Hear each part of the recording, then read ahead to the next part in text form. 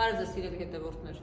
Նախորդ ռիլում ես անդրադարձել էի այն հարցին, որ վարձակալը չի կարող 10 տարի բարեխիղճ բացահայտ անընդմեջ տիրապետելով ուրիշ անձին սեփականության իրավունքով պատկանող գույքը դառնալ դրա սեփականատեր։ Եվ դուք հնչեցրել էիք հարցադրումներ, թե որ դեպքերում է, երբ քաղաքացիական օրենսգրքով նախատեսված այդ դրույթը, որ անձը կարող է ուրիշին սեփականության իրավունքով պատկանող գույքը 10 տարի բացահայտ բարեխիղճ անընդմեջ տիրապետելու ուժով դառնալ սեփականատեր, կիրառվում։ Ասեմ, որ դատական պրակտիկայում Վճռաբեկ դատարանը մասնավորապես անդրադարձել է այս հարցին եւ պրակտիկան իհարկե տարբեր է, միասնական չէ, բայց կան դեպքեր, երբ այդ դրույթը կիրառվում է։ Շատ կարեւոր է իմանալ, որ բարեխիղճության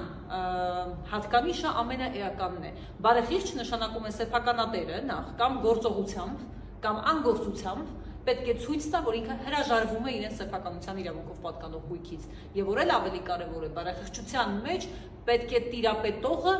իմանա, մտածի, գիտակցի եւ վերաբերվի գույքին, որին ինքը տիրապետում է, որպես սեփականի։ Օրինակ պրակտիկայում, երբ որ անձինք կնքած են լինում անշարժ գույքի առուծախի կամ անշարժ գույքի նվիրատվության պայմանագիր, սակայն տարբեր պատճառներով դա գրանցած չեն լինում, իսկ դա նշանակում է ֆորմալ առումով սեփականության իրավունքի փոխանցում չի տեղի ունեցած լինում, միևնույն է, պրակտիկան ելել է նրանից, որ այն անձը, ով դա ձեռք է բերել, թեկուզ չի գրանցել իր իրավունքը, կարող է հետագայում անհրաժեշտության դեպքում բացահայտ բարեխիղճ անընդմեջ տիրապետման փաստի ուժով դառնալ դրա սեփականատեր։ Պրակտիկայում եղել է դեպք նաև, երբ օրինակ իր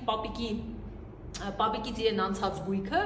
թոռը, թեև գրանցած չի եղել իրավունքը ոչ հայրը ժառանգություն ընդունած, ոչ էլ ինքը, սակայն թույլատրելի է եղել եւ օրինական է համարվել նրա տիրապետումը թոռան եւ ինքը բացահայտ բարեխիղճ անընդմեջ այդ գույքը տիրապետելու փաստի ուժով դարձել է սեփականատեր։ Հիմա պրակտիկան օրինակ ժառանգման մասով այլ է, բայց կարևորն այն է այստեղ գիտակցել, որ մարդը պետք է գիտակցի այդ գույքը իր կողմից տիրապետելը որպես սեփական գույք։ Օրինակ վարձակալի գույքը կամ անհայտույց օգտագործման տրված գույքը անձը չի տիրապետում ինչպես իր սեփականը։ Եթե ունեք հարցեր, կարող եք գրել եւ ես դրանց սիրով կանդրադառնամ։ Եղեք տեղեկացված։